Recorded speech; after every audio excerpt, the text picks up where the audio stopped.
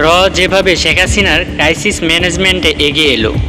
ভারতীয় গোয়েন্দা সংস্থা র বিদেশি মিশনগুলোর মধ্যে এখন সবথেকে গুরুত্বপূর্ণ হচ্ছে বাংলাদেশ মিশন। ভারতের ভূ রাজনৈতিক নিরাপত্তার জন্য বাংলাদেশের ওপর নিয়ন্ত্রণ রাখা খুবই জরুরি। তাই বাংলাদেশের ওপর নিয়ন্ত্রণ হারানো ভারতের জন্য উদ্বেগ ও শঙ্কার বিষয়। গত প্রায় ১.৫ দশকে র এর বড় চ্যালেঞ্জ ছিল বিডিআর বিদ্রোহ এবং ২০১৪ সালের নির্বাচনে যেভাবেই হোক আওয়ামী লীগকে জিতিয়ে নিয়ে আসা। এই চ্যালেঞ্জ র ভালোভাবেই উতরে গেছে। ২০১৪ সালেও আওয়ামী লীগকে ক্ষমতায় রাখতে তারা সফল হয়েছে। দিল্লির কূটনৈতিক সূত্রগুলো বলছে ২০২৩ সালের মে মাসে মার্কিন ভিসা নীতি ঘোষণার পর শেখ হাসিনার মালদ্বীপ সফরে র এর তৎকালীন চিফ ও বাংলাদেশে দায়িত্ব পালন করা দুইজন সাবেক হাইকমিশনারের সঙ্গে শেখ হাসিনা ও শেখ রেহানা দীর্ঘ বৈঠক করেন। মূলত ওই বৈঠকেই যুক্তরাষ্ট্রকে বশে করার পরিকল্পনা ঠিক করা হয়। এই পরিকল্পনাতেই র সফল হয়েছে। তাই ৭ জানুয়ারি নির্বাচনের পর শেখ হাসিনা ও র উভয়ই নির্ভর ছিল। সম্প্রতি শেখ হাসিনা দিল্লি সফরে গিয়ে র এর সাহায্যের প্রতিদানস্বরূপ ভারতের সঙ্গে ৩টি চুক্তি করেছেন। বাংলাদেশের বিরোধী রাজনৈতিক দলগুলো বলছে এসব চুক্তিতে ভারতকে সুবিধা দেওয়া হয়েছে একতরফাভাবে।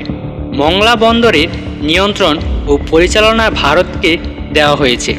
বাকি দুটি হচ্ছে বাংলাদেশের ভেতর দিয়ে আসাম ও ত্রিপুরায় রেল চলাচলের করিডোর ও তিস্তা নদী প্রকল্প। মংলা ও রেল করিডোর চুক্তি শেষ পর্যন্ত হলেও তিস্তা প্রকল্প থেমে যায় বাংলাদেশের কিছু আমলার উদ্দেশ্য প্রণীত কালক্ষেপণের কারণে। চুক্তির খসড়া প্রস্তুত হয়নি বলে কৌশলে চুক্তির বিষয়টি এড়িয়ে যাওয়া হয় বাংলাদেশের পক্ষ থেকে। বাংলাদেশের আমলাদের একটি সূত্র বলছে রেল করিডোর চুক্তি সংক্রান্ত ফাইলটি দিল্লির বাংলাদেশি হাইকমিশন বা রেল মন্ত্রণালয়ে নেই। এই ফাইলটি প্রধানমন্ত্রী শেখ হাসিনার কাছে আছে। কারণ চুক্তির একটি ধারায় বলা হয়েছে চলন্ত রেলে ভারত কী পরিবহন করবে তা বাংলাদেশ কর্তৃপক্ষ দেখতে ও জানতে পারবে না। তবে ভারতীয় রেল বাংলাদেশ ভূখণ্ডে কোনো নিরাপত্তাজনিত সংকটে পড়লে বাংলাদেশ নিরাপত্তা বাহিনীকে সহযোগিতা করবে ভারতীয় নিরাপত্তা বাহিনী। মানে বাংলাদেশে ভারতের সৈন্য প্রবেশ করতে পারবে তাদের রেলকে নিরাপত্তা দেওয়ার কথা বলে। অনেকেই মনে করছেন এই চুক্তি করে ভারত মূলত বাংলাদেশে সৈন্য পাঠানোর এক ধরনের বন্দোবস্ত করে রাখল। এই ৩টি চুক্তির বিষয় ফাঁস হওয়ার পর চীন শেখ হাসিনার ওপরে নাকশ হয়। চীনের ধারণা বাংলাদেশের রেল করিডোর দিয়েই ভারতের উত্তর পূর্বাঞ্চলকে চীনকে ঠেকাতে সামরিক সরঞ্জাম পরিবহন করা হবে। এ কারণেই শেখ হাসিনা চীন সফরে গিয়ে প্রত্যাশিত সফলতা পাননি। চীনের পক্ষ থেকে এরকম শীতল আচরণই করা হয়েছে। শেখ হাসিনার চীন সফর নিয়ে যখন দিল্লিতে র কেন্দ্রীয় সদর দপ্তরে চুলচেরা বিশ্লেষণ চলছে, তখনই ঢাকায় ছাত্ররা কোটা আন্দোলন নিয়ে রাজপথে নেমে আসে। এই আন্দোলনের গতিবিধির ওপর নজর রাখার বিশেষ দায়িত্ব দেওয়া হয়েছিল এক নবীন বাঙালির র কর্মকর্তাকে। ওই বাঙালি কর্মকর্তার ১৭ জুলাই পাঠানো তথ্য পেয়ে বিচলিত হয়ে পড়েন রর ঊর্ধ্বতন কর্মকর্তারা। দিল্লিতে রয়ের কাছে তথ্য আসে ঢাকায় সাধারণ শিক্ষার্থীদের ওপর গুলির নির্দেশ দিয়েছে পুলিশের হাইকমান্ড। শুরুতে এটা পুলিশের সাবেক মহাপরিদর্শক বেনজির আহমেদের অনুসারীদের কাজ হিসেবে ভাবলেও পরে তারা জানতে পারে সরকারি উচ্চমহল বেশ ঘৃণাসূচক শব্দ উচ্চারণ করে গুলির নির্দেশ দিয়েছে। পুলিশ গুলি করে দমানোর চেষ্টা করলেও ২৪ ঘন্টার মধ্যে পরিস্থিতি নিয়ন্ত্রণের বাইরে চলে যায়। ১৮ জুলাই উভয় দেশের সরকার বিচলিত হয়ে পড়ে। দিল্লিতে শেখ হাসিনার কন্যা সাইমা ওয়াজেদ পুতুল বেশ কয়েকজন ভারতীয় কূটনীতিকের সাথে আলোচনা করে জানায় পরিস্থিতি বিডিআর বিদ্রোহের চেয়ে ভয়াবহ। তিনি বলেন আওয়ার স্টুডেন্ট হ্যাজ রিবেল্ড। এরপর শেখ হাসিনার সঙ্গে র প্রধানের সরাসরি ফোনালাপ হয়। ওই আলাপে কারফিউ জারির বিষয়টি উঠে আসে এবং শুক্রবার জুমার নামাজের পর আন্দোলনে জামায়াত শিবির প্রবেশ বলে বাংলাদেশের পক্ষ থেকে ভারতকে বার্তা দেওয়া হয়। টেলিফোনের আলোচনায় র এর পক্ষ থেকে কারফিউ জারির পরামর্শ দেওয়ার পাশাপাশি দ্রুত একটি দল পাঠানো প্রতিশ্রুতি দেওয়া হয়। শেখ হাসিনা কারফিউ জারি করতে রাজি হলেও ডিজিএফআই এর কাছ থেকে সেনাবাহিনীর অভ্যন্তরীণ বিষয়ে জানতে চান, কিন্তু ডিজিএফআই এর আগেই হাসিনাকে সেনাবাহিনীর বিষয়ে আশ্বস্ত করেন। উল্লেখ্য, 2009 সালে বিডিআর বিদ্রোহের পর ডিজিএফআই এর একটি অংশ র এর বাংলাদেশ সেলে পরিণত হয়েছে। এরাই মূলত ভারতকে বাংলাদেশ সেনাবাহিনীর সব তথ্য সরবরাহ করে থাকে। এই সেল ভারতের কাছ থেকে সামরিক অস্ত্র কেনাসহ নানা বিষয়ে বাংলাদেশ সেনাবাহিনীকে প্রভাবিত করে।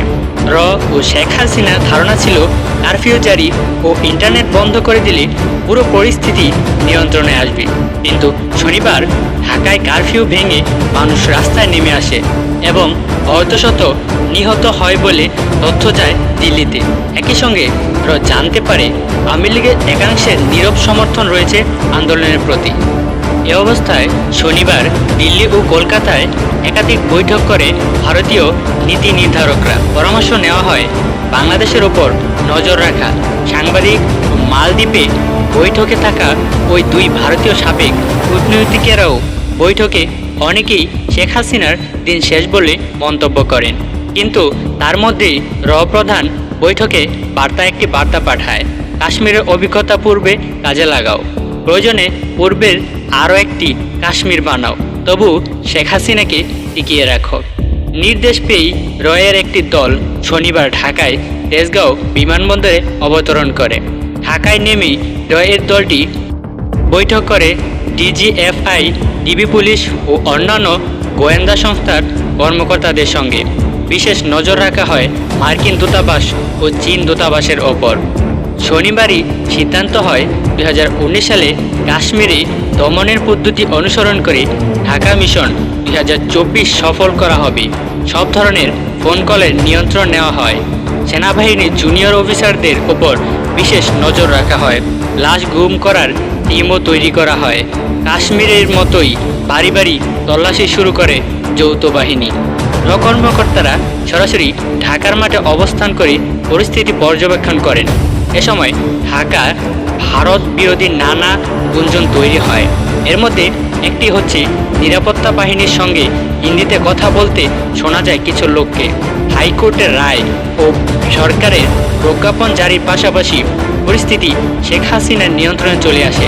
ফলে 24 জুলাইয়ের রয়ের এক দলটিকে আর মাঠে না নামার নির্দেশ দেওয়া হয় দিল্লি থেকে। 25 জুলাই থেকে মাঠ থেকে সরে আসে র দলটি।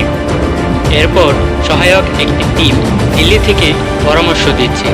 এর পাশাপাশি দিল্লি ও কলকাতাতেও যেন বাংলাদেশ বিরোধী কোনো বিক্ষোভ না হয় সে বিষয়ে বিশেষ সতর্কতা অবলম্বন করা হয়। বাংলাদেশ হাই কমিশনের পক্ষ থেকে এই বিষয়টি তদারক করছে চুক্তিতে নিয়োগ পাওয়া এক কর্মকর্তা। এরপর কলকাতায় বামপন্থী ছাত্র সংগঠনগুলো বাংলাদেশের ওপর হাই কমিশন ঘেরাও করলে দিল্লির বাংলাদেশ হাই কমিশন চাপে পড়ে যায়।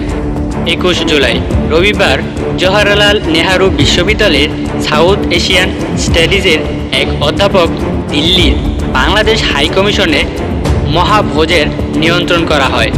ওই মহাত্মভোজনে জওহরলাল নেহারু বিশ্ববিদ্যালয়ের বামপন্থী সংগঠনগুলো যেন দিল্লিতে কোনো বিক্ষোভ না করে বা হাই কমিশন ঘেরাও না করতে পারে তা নিশ্চিত করার দায়িত্ব দেওয়া হয় এই অধ্যাপককে।